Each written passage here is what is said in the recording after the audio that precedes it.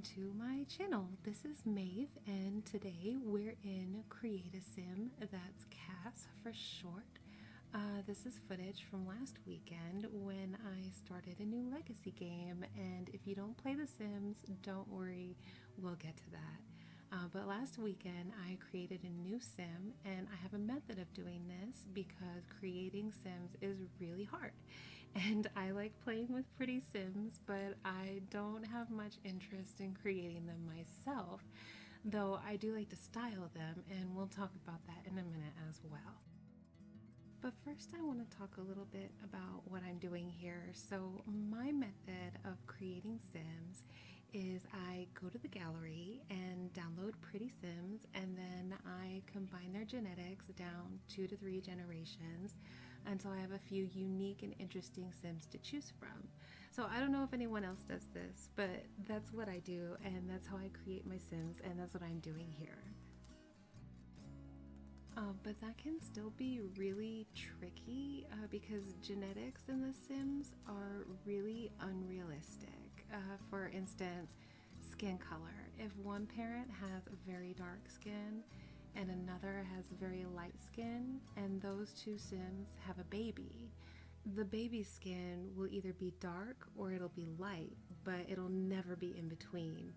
And that's not usually how it works.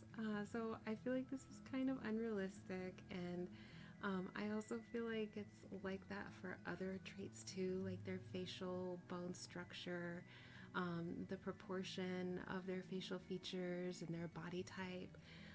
So even when you're kind of cheating like I'm doing here, you still have to be mindful to try and put together two sims each time who have physical traits that mesh well together or are compatible. Anyway, let's talk about the Legacy Challenge. For those of you who don't play The Sims, the Legacy Challenge, and I'm actually reading this from simslegacychallenge.com, so you can go look at this yourself if you want. But it says here that the Legacy Challenge tasks you with creating a single founder sim, moving them into a giant lot, and starting out in abject poverty. Your founder must build their house, build their wealth, and ultimately bring in the second generation to continue when they die. In this challenge, you play a single family for 10 full generations. So let's talk about the Legacy Challenge. I've actually never finished a Legacy game before, not even in previous versions of The Sims. I'm not even sure if you can make it work in The Sims 3. I mean, I assume you can, because there's rules for it, and people presumably have done it. They talk about doing it. But The Sims 3 was so buggy, and the bugs would increase the longer your save file lasted because the game held on to so much information that it didn't really need to. In fact, I think there are some mods to fix that. So actually, maybe there's a Sims 3 Legacy game in the future for this channel. Who knows?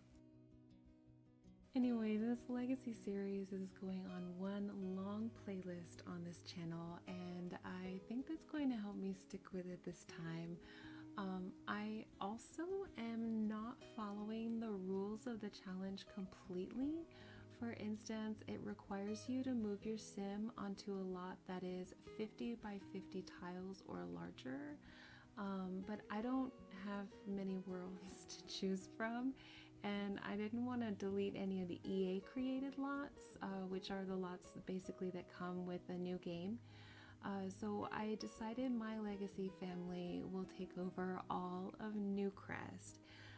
If you don't play The Sims, so there are different worlds made up of neighborhoods, which are all made up of lots that you can build on, and Newcrest is an empty world with 3 neighborhoods full of empty lots.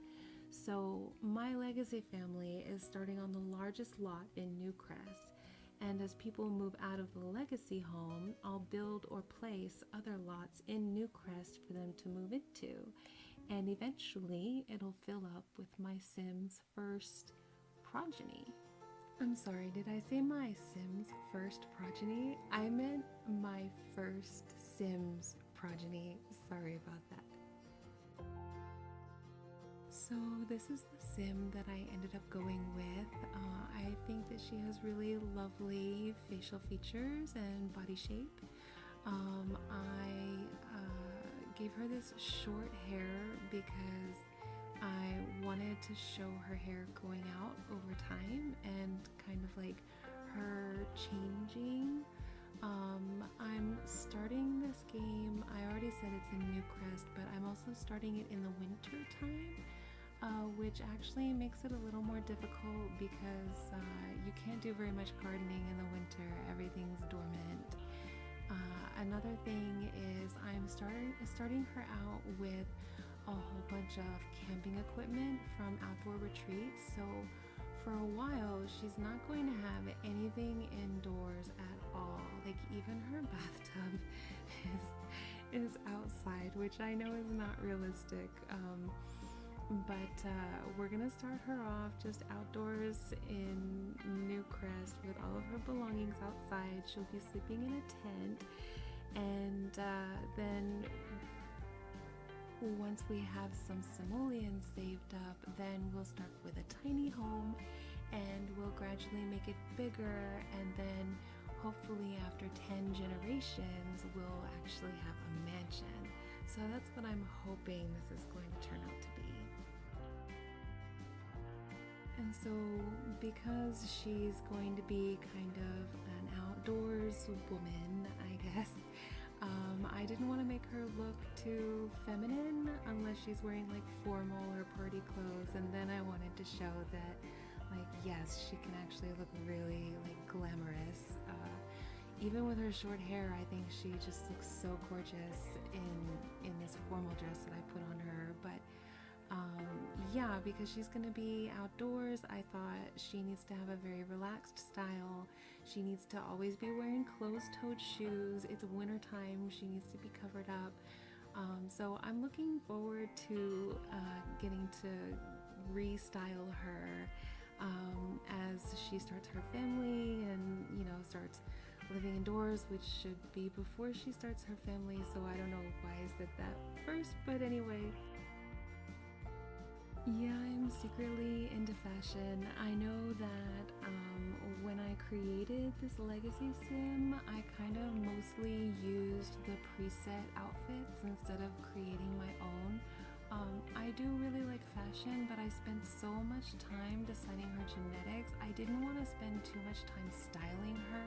I really wanted to just get into my gameplay and get this sort of a storyline started.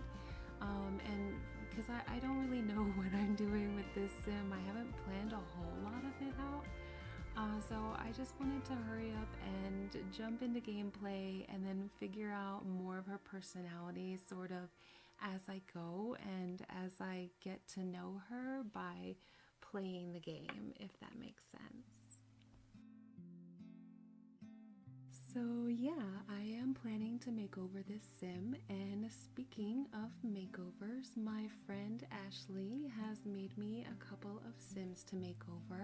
I haven't actually looked at them, but she said they're a lesbian couple, and that's literally all I know. And I was planning to take a look at them tonight after I finish this voiceover, but it's already getting late. I have work tomorrow. It's past my bedtime, but tomorrow is Friday. So that's something I'm going to look at this weekend, and maybe next week you'll get to see me make over her Sims. Or you might get to see more of this legacy game. Oh, and so I named this Sim Celeste Akhtar, which is like a French first name and a Muslim last name, with the meanings of both being very cosmic. And I also made her family-oriented, outdoorsy, and genius, because those are traits that reflect her purpose as the first generation sim in a legacy game. So to me, it just made sense to do that. And Wow, it's really getting to be that time already. I hope you enjoyed watching me create this new sim. I'm really looking forward to playing out this game and seeing where it takes me. I'm seriously thinking about creating another legacy game in The Sims 3, but I should probably stick to just this one for a little while. You can also, in the meantime, look forward to at least one makeover very soon. Hopefully more, but we'll see. And of course, you can definitely expect me to show more builds here in the next couple of months. And by the way, we didn't really get to talk about it today, but I hope you enjoyed my fly-through video last week, and I'm planning to do more fly-throughs as well. But until we meet again, I hope you have a wonderful day. Please be kind to yourself, be kind to others, remember to stay hydrated, and I will see you next time.